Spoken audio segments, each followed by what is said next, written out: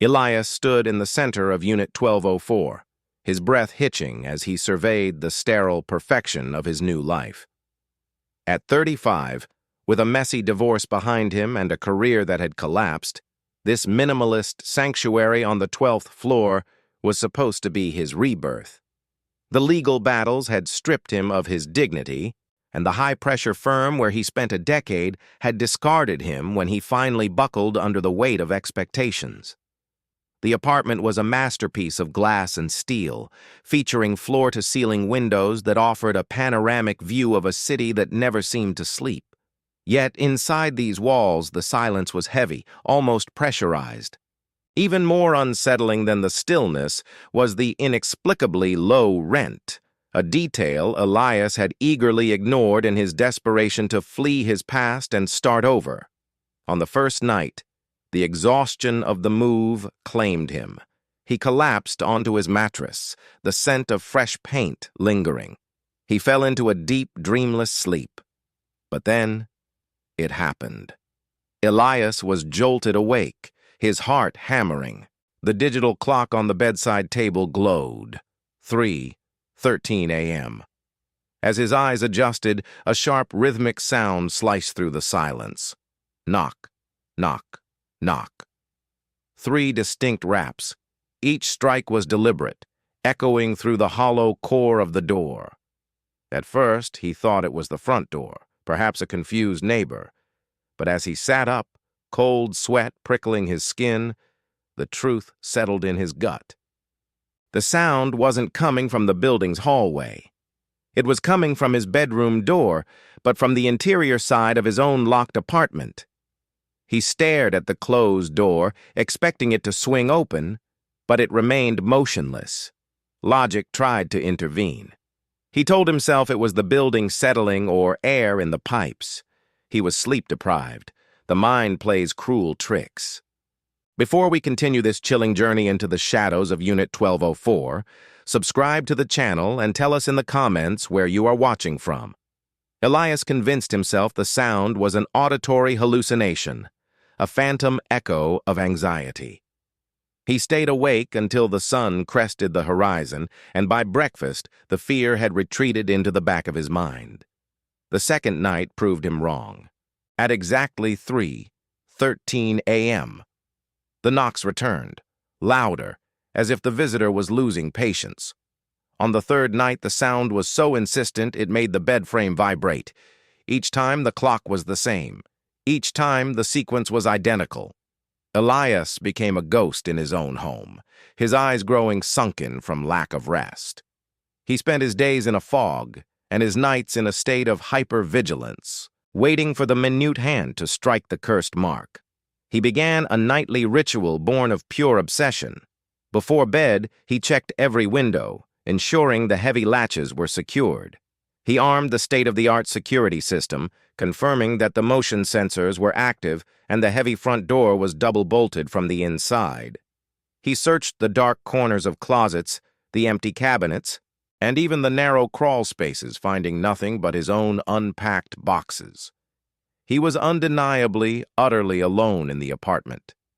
Yet the knocks persisted, a rhythmic heartbeat of something he couldn't see, an impossible presence invading his only sanctuary and mocking his safety.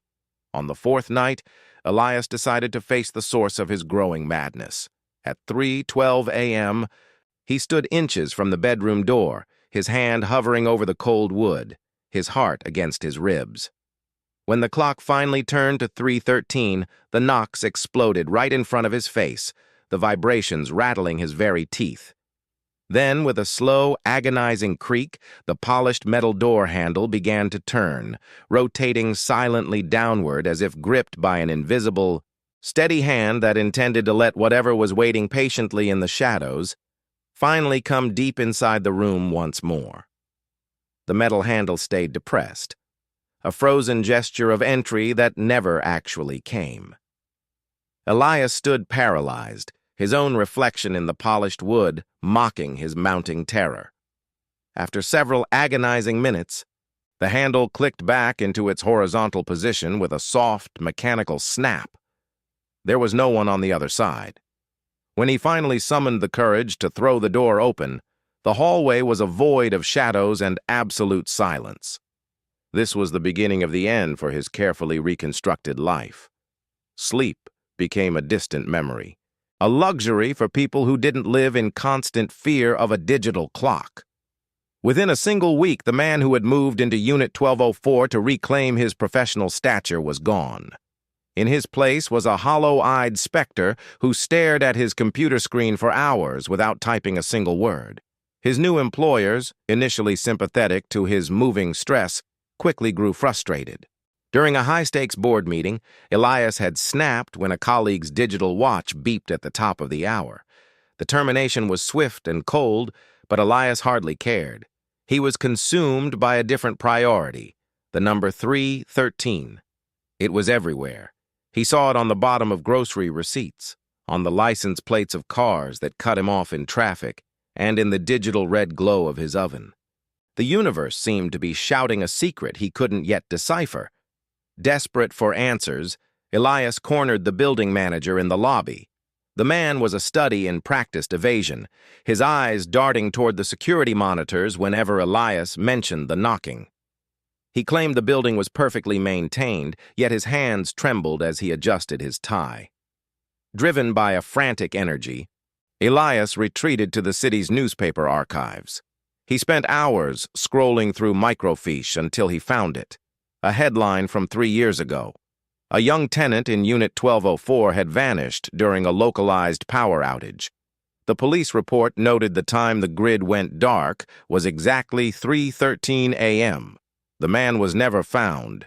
His apartment had been left perfectly intact, as if he had simply stepped into the air between heartbeats. The realization that he was walking in a dead man's footsteps shattered Elias's remaining resolve. That night, in an act of defiant desperation, he propped the bedroom door wide open with a heavy chair.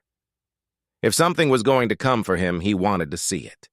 He lay in the darkness, the air growing thick and heavy. As the minute hand crawled toward the curse, a familiar, acrid scent filled the room.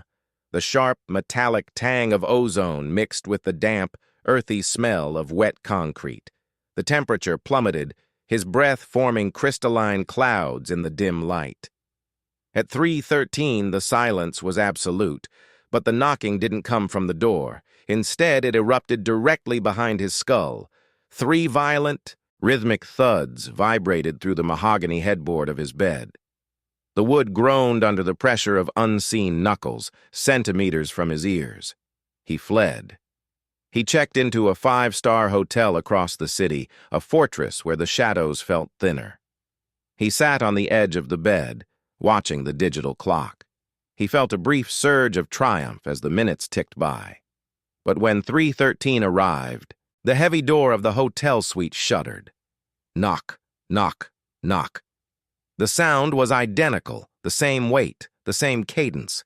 It wasn't the apartment that was haunted. It was him. Returning to Unit 1204 felt like a surrender. He set up a high-speed camera on a tripod, angled toward the door.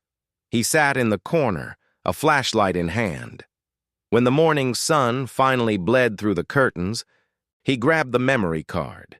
He scrolled through the footage, frame by frame, his heart stopping as the timestamp struck 3:13. There was no intruder. There was only his own translucent hand, scarred and wearing his wedding ring, knocking from the darkness. Elias stared at the footage until his eyes burned. The haunting image of his own translucent, scarred hand burned into the center of his retinas. This wasn't a ghost. It was a fracture in the fabric of reality. He understood now that Unit 1204 was a temporal loom where the threads of his life had become tangled. The other Elias was a version of himself caught in a feedback loop of misery. The apartment acted as a thin place where the barriers between yesterday and tomorrow had eroded. The knocking wasn't an intrusion, it was a signal from a man drowning in his own silence.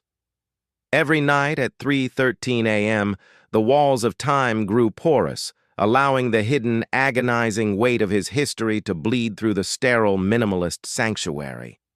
The realization hit him with the force of a physical blow. He hadn't moved here for a fresh start after a divorce. Those were lies to mask the rot in his soul. Months ago, on a rain-slicked highway at exactly 3:13 a.m., Elias had felt a sickening thud against his bumper. He hadn't stopped. He had watched the distorted reflection of a fallen figure in his mirror and pressed his foot harder against the accelerator. He had fled, leaving a fragile life extinguished behind him. The fresh start was a heavy funeral shroud for his conscience. But the guilt had followed him, manifesting as the rhythmic knocking of a hand that couldn't rest. The scars on the translucent hand were from the shattered glass of that fateful midnight collision. As the clock flickered to 3:13 a.m., the atmosphere shifted violently. The modern walls dissolved, replaced by the flickering orange glow of a broken street lamp and the smell of burning rubber and wet asphalt. The temperature became the biting chill of a rainy October night. The bedroom closet door creaked open, and the other Elias stepped into the half-light. He was a gruesome and chilling mirror image, his face mapped with jagged lines of trauma, his clothes soaked with rain and stained with the truth of that highway. This spectral double didn't attack. He simply stood there, a monument to the cowardice Elias had tried to outrun. The entity raised a trembling finger and pointed toward the smartphone on the bedside table. It was a silent, non-negotiable demand for a confession.